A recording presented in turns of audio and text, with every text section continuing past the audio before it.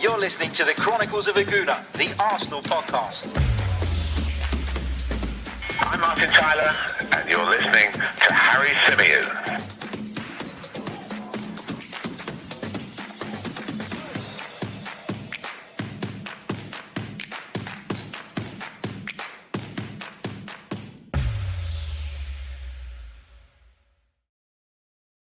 Hello and welcome back to the Chronicles of a Gooner, the Arsenal podcast brought to you by 90 Min. As ever, I'm your host, Harry Symeou, and on this edition, we're going to be discussing the latest Arsenal-related transfer news. We're going to be talking about Martin Odegaard, what the future might hold for the Norwegian, and the price at which he may be available for Arsenal to pick up this summer. We'll also be talking a little bit about Hector Bellerin, the latest on his future, and about the fact that his agent has flown into London to discuss Bellerin's future with, of course, Edu.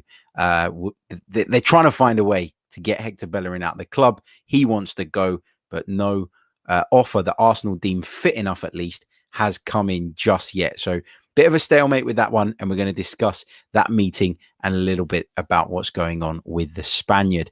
Quick apology to those of you watching us live. I am just 1 or 2 minutes late. I was on TalkSport 2, and that ran just a minute or so over, which obviously set me back, and been playing catch up ever since. But we're good now. We're here. We're live. I can see there are loads of you in the live chat already. So welcome. Hope you're all doing well. Hope you're all enjoying the afternoon. And don't forget, we're going to be back again with a third live stream of the day this evening at 7 p.m. I'll be joined by Metro Sports' Mike Stavru, who I'm sure you all recognize from the show previously. And we're going to be talking about Arsenal summer. We're going to be taking stock of where Arsenal are at present. Right, let's start with the Martin Odegaard stuff. And of course, over the last few days, the rumours regarding a return for Martin Odegaard to the Emirates Stadium have really picked up pace again. It seemed just a couple of weeks ago that deal was dead in the water, that Arsenal were going to have to look elsewhere to find a number 10. But the Gunners have always maintained, according to those supposedly close to the club, that Martin Odegaard remains their number one target in the creative midfield area. And it seems that Arsenal could be in with a chance of landing him. Real Madrid, it appears have softened slightly in terms of their stance on Odegaard. We heard that he was definitely, absolutely, categorically not for sale. And now we're hearing that he could be allowed to leave this summer. He's been described as unsettled. He's been described as disconnected from the rest of the Real Madrid squad by reporters from Spain over the last few days. And it seems that Real Madrid will allow Martin Odegaard to leave for, drumroll, £35 million, somewhere in the region of that. That's about 40 million euros. Give or take, but it is about that sort of money, 35 million pounds. That's what Real Madrid would be looking for, or are said to be looking for, in order to move Martin Odegaard on. Now, I've heard a lot of Arsenal fans kind of rubbishing the idea of Martin Odegaard returning to the club, but when you think that 35 million pounds would be half the price of what Leicester are asking for James Maddison, why wouldn't you do it? Why wouldn't you do it? Can anybody put their hand on their heart and say that James Maddison is double the player that Martin Odegaard is? I can't. I certainly can't. I think that James Maddison has a few things in his favour. You know, he's a Premier League proven player, if you like. I know to a lot of people that's a big deal. He's someone who has shown that he can do it at this level. And obviously the transition in theory would be easier for somebody like James Maddison because he's already playing in the league. But Martin Odegaard's had some time in the Premier League. He had a spell with Arsenal specifically, in which I thought he did really well. I thought there were some games where he was outstanding. I thought there were others where he struggled to get into the game at times. But he is just 22 years old. He's got such a high ceiling. And I know a lot of people talk about this and they go, I don't care about the ceiling because the ceiling doesn't mean anything unless you actually hit those levels. And I get that to a degree, but that's part of how players are priced up. Potential is taken into account when you price up a player, whether you like it or not. Somebody like Ben White isn't right now, today, 29th of July 2021, in most people's opinion, a £50 million defender, but you're paying £50 million because of what he has the potential to go on and become. And that would be the same here with Martin Odegaard. For me, it's a signing I would welcome. I think that we do need to strengthen in that position. And I think that given the positive impact that he had at the club during the second half of last season, the fact that he seems to have a very good relationship with Mikel Arteta, got on with his teammates like a house on fire, and nobody has a bad word to say about him, I think that we should consider this. I think that he's got the qualities we need in that type of player. I think he's really good in terms of his technical abilities, very technically secure. And I thought there were some games where he played alongside Emile Smith-Rowe, where the pair of them and their technical security, I think, allowed Arsenal to control games and dominate games a lot more than we had done in months gone by. So I'm really up for this. I really, really am. And I think £35 million, which is rumoured to be what Real Madrid would want to receive for Martin Odegaard, given that he's unhappy, given that they're not entirely sure he's part of the plans, I think is a reasonable price. And I think it's a deal that Arsenal should try and make happen. Now, there's also been reports from Spain, and Fabrizio Romano has backed this particular bit of information up with regards to the fact that his future could be dependent on what happens with Isco. Now, Isco at Real Madrid is another player who's been heavily linked with a move away from the Santiago Bernabeu this summer. However, nothing is in the pipeline. It's yet to materialize. And so if Isco stays, then Real Madrid would be even more open to allowing Martin Odegaard to go. Of course, players who play in a similar position, I think they're both left-footed as well. So they do have a very similar profile too. I think Isco's left-footed. I'm going to check that before somebody pulls me up on it. If I'm wrong, why do I think Isco is left-footed? No, he's right-footed. My bad. Terrible. But anyway, they're the same type of profile player in terms of they're both attacking midfield players. They've both like to unlock defenses. They both bring you that technical stability in that kind of area, etc., etc. And obviously, Carlo Ancelotti wouldn't want to lose both in the same summer, but I think he'd be okay with only keeping one. And listen, as I've said time and time again, we've kind of throughout this whole Martin Odegaard process, or this Martin Odegaard saga, everybody's been getting hung up on what Carlo Ancelotti's had to say. And I get it to a degree because he is the Real Madrid manager. But what a lot of people seem to fail to realize is that actually at Real Madrid, when it comes to transfers, the manager doesn't always call the shots. And Real Madrid are in a place where they desperately need to raise money. If they want to do any transfers in terms of ins themselves, they're going to need to fund those from somewhere. And Martin Odegaard, a player who's yet to really make an impact at Real Madrid, has been sent out on loan on multiple occasions, is wanted by Arsenal. Arsenal are willing to pay the kind of money that Real Madrid are looking for. Then surely it makes sense to cash in on him and move him on. And it makes sense for them. And in my opinion, it makes sense for us. And I would welcome Martin Odegaard back to the Emirates with open arms. I think he's a great player.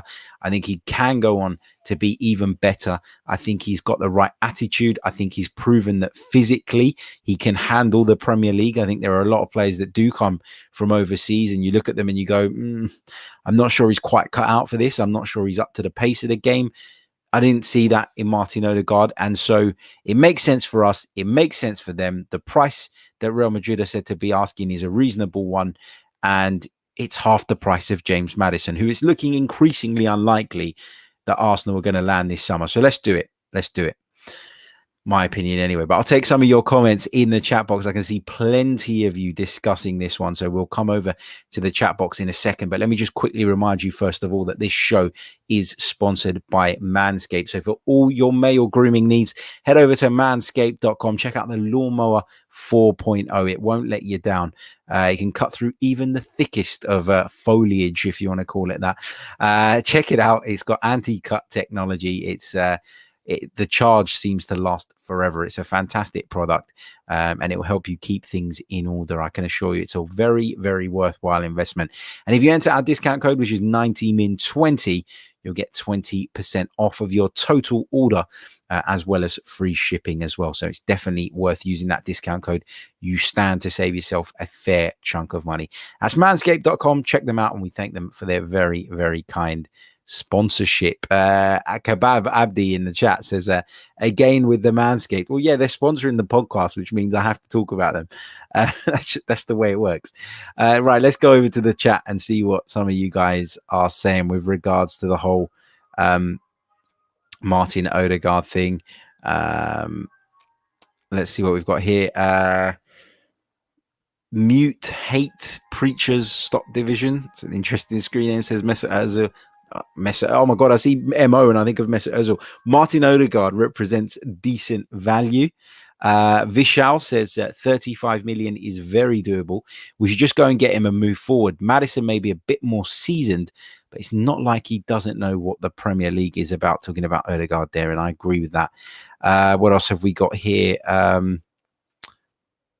Let's take this one from Mark Denney, who says Odegaard over Maddison every day of the week.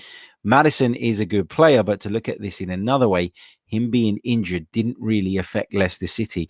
Yeah, and there were other issues with James Maddison, right? He was left out because he breached COVID protocol and then never really found his way back into the team. Lalietya Arya says, regardless of the price and attitude, what do you think of the two players and their potential in Maddison and Odegaard? I've said it before. I think that Odegaard genuinely has more potential than James Maddison. I think he's got the potential to go on and be one of Europe's elite, not just a good Premier League player, which I think James Maddison is. I like Maddison, but you know, and if they were both available for 35 million pounds, I'd actually think about this. I'd actually sit there and say, hold on a minute, both available at the same price. This is a difficult decision to make. And I'd sit there and I'd try and weigh up the pros and cons. But the fact that one is going to cost double what the other is, when in my opinion, in terms of their ability right now, there's very little to separate them. I think it's just, it makes the decision for us. I really, really do. What else have we got here? The Cat and Geese Dollar says, I've heard that Maddison is desperate for the move because he's fallen out with Rodgers due to disciplinary issues, because he was one of the players who was caught at a party during lockdown. Yep, that's correct. Marshall says, is 35 million a price that Real Madrid have said he'd be available for? Well, those are the reports that are coming out. And what you normally get in situations like this is you get clubs leaking stuff to sources, and you get those sources reporting it, and then that kind of sets the tone, at least for the beginning of negotiations.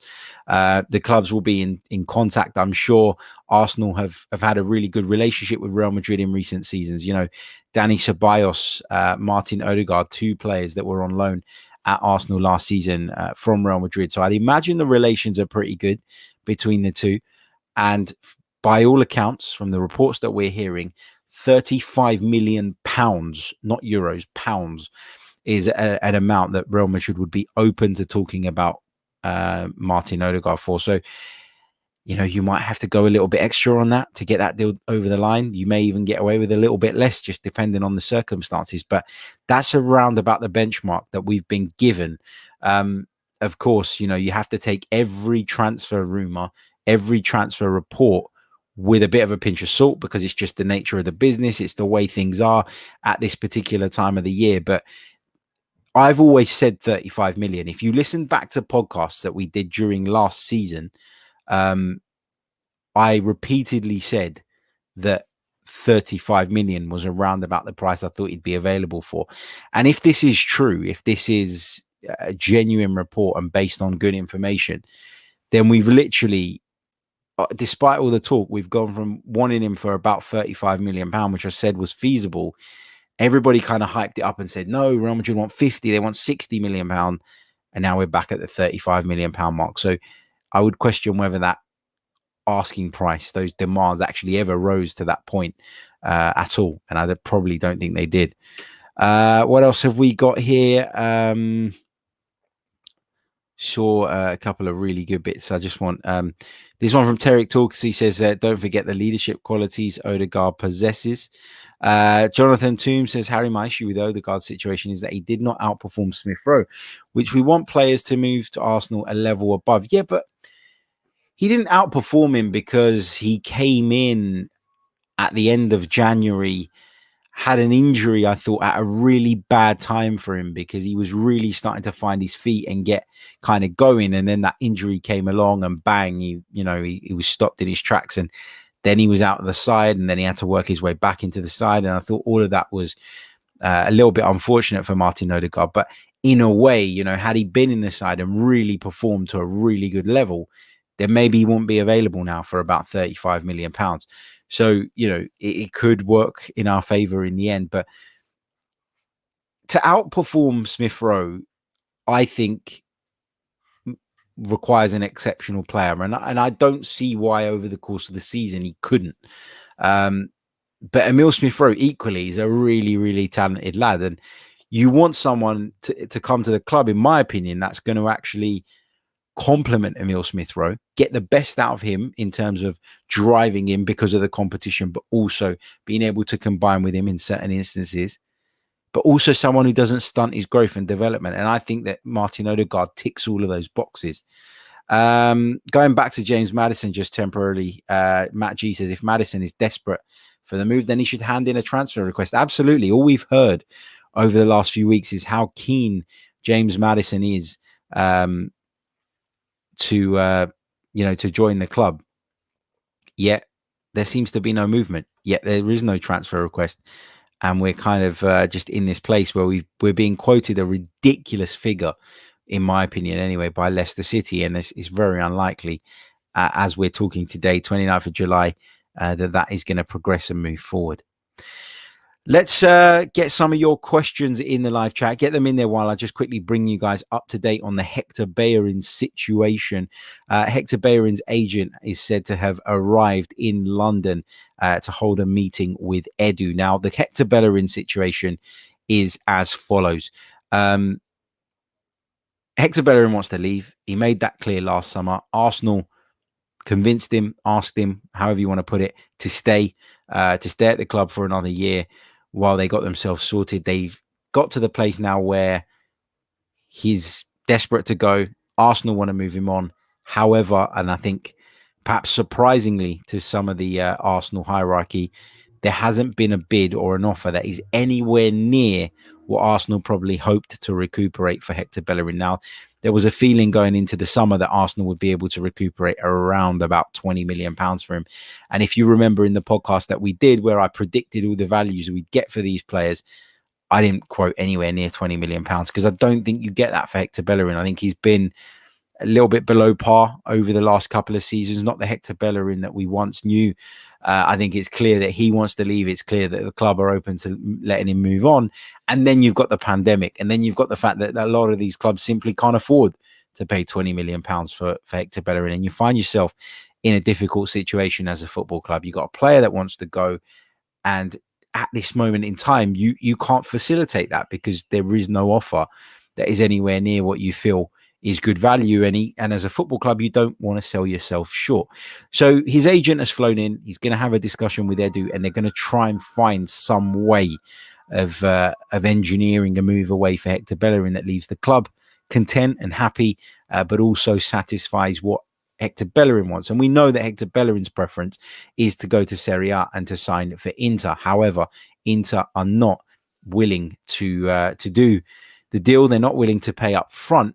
And what's probably even a little bit more frustrating for Arsenal Football Club is that Inter, whilst they're happy to take him on a loan, and Arsenal aren't completely against the idea of him going out on loan, they are refusing to put an obligation to buy clause in there. Arsenal, at the bare minimum, want an obligation to buy clause in any deal that sees Hector Bellerin leave the club, so that at least if they're not getting the money this summer, they can guarantee that money coming in ahead of the next summer transfer window. And Inter are not budging. They're just not budging. And it's the same with a number of other clubs in Spain as well, who are not budging on the idea of an obligation to buy at the end of the loan spell. There are plenty of suitors for Hector Bellerin when it comes to clubs wanting to take him on loan. But unless that obligation to buy clause is inserted, then Arsenal, as it stands right now, are not interested.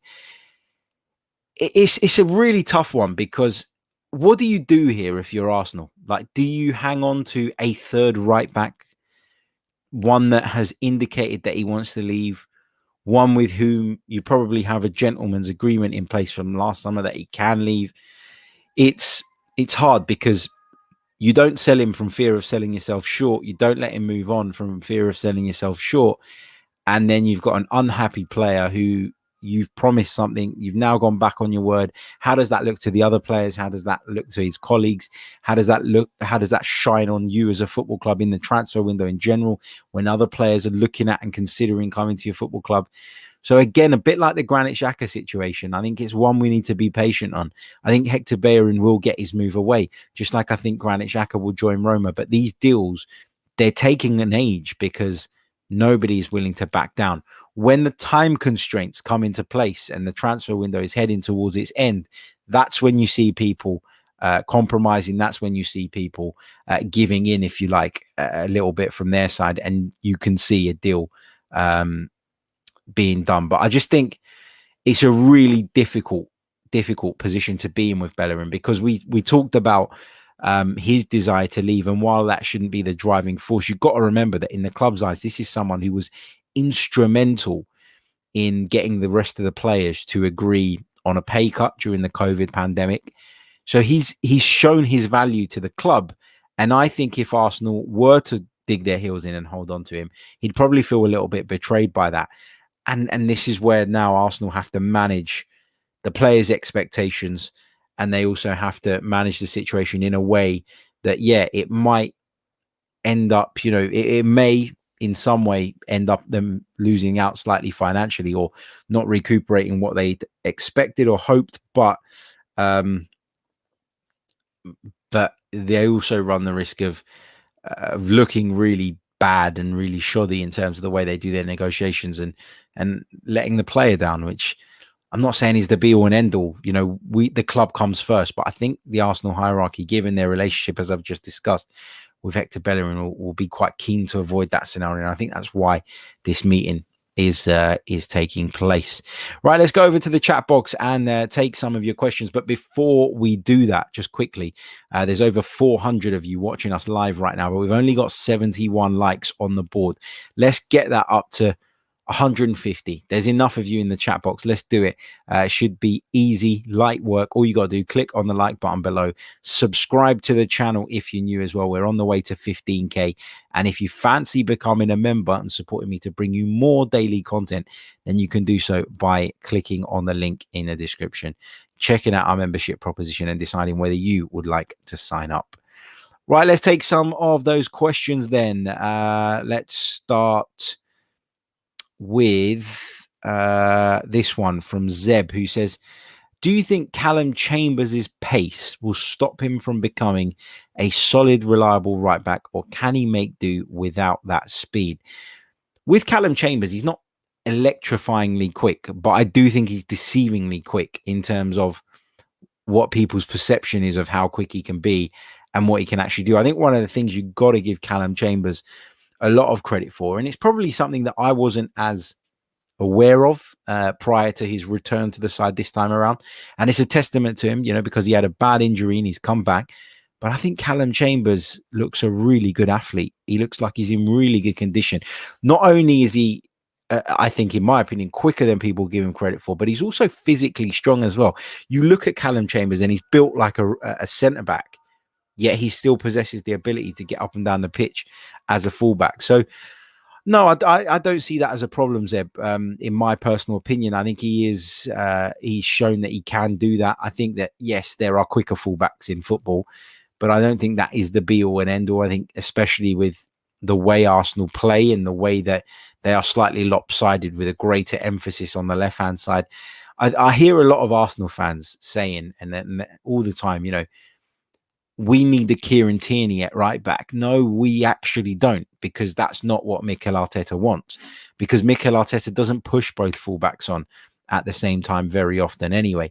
Not anywhere near as frequently as Unai Emery did or as Arsene Wenger did.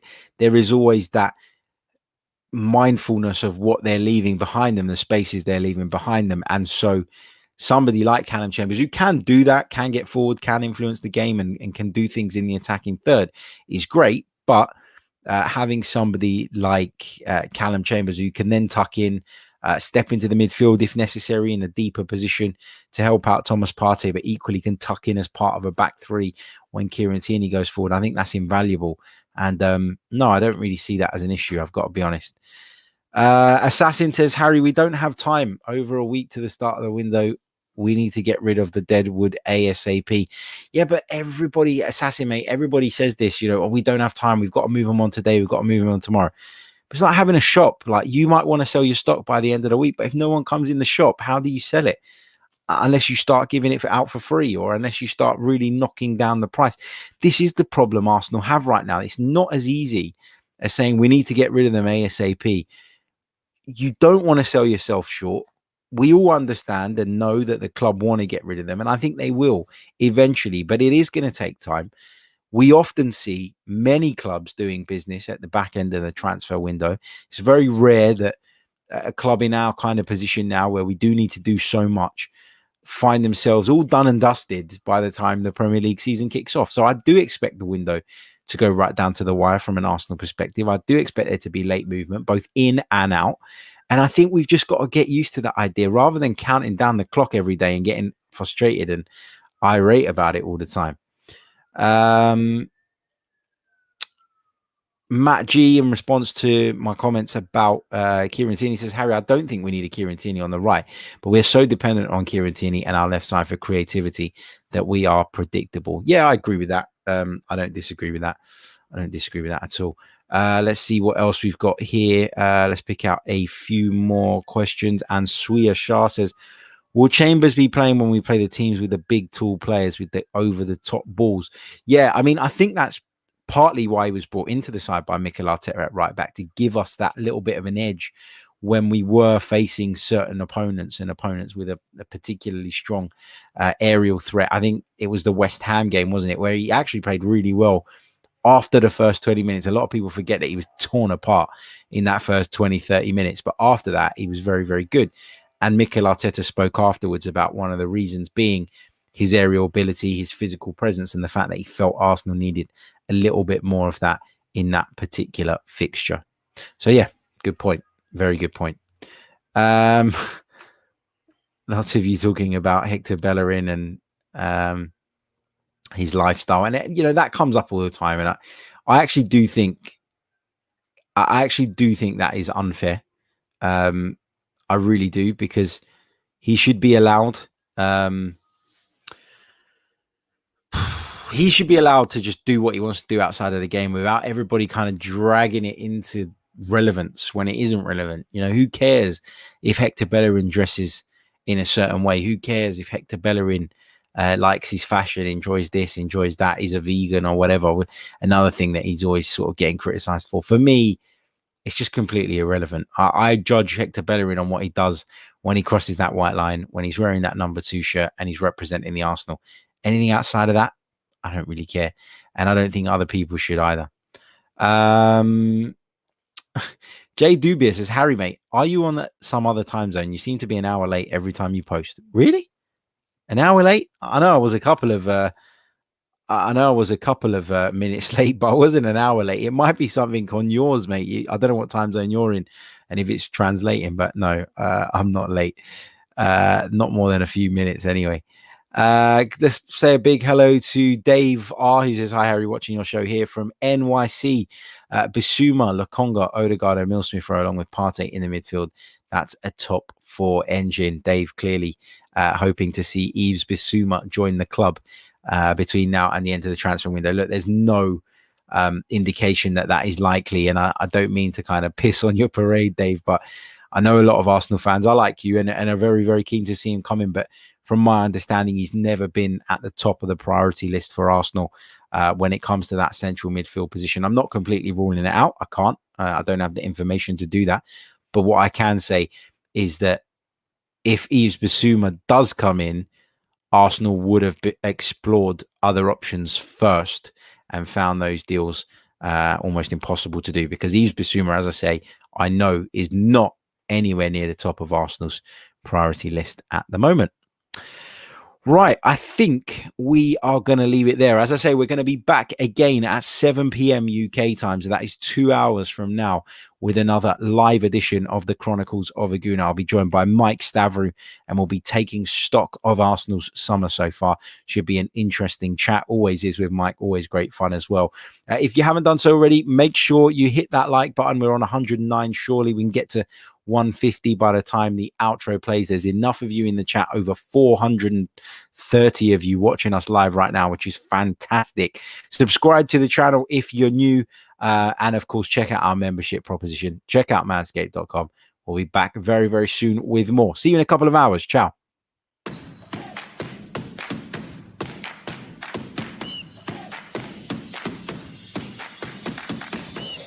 You're listening to the Chronicles of a Gooner, the Arsenal podcast. I'm Martin Tyler, and you're listening to Harry Symeou.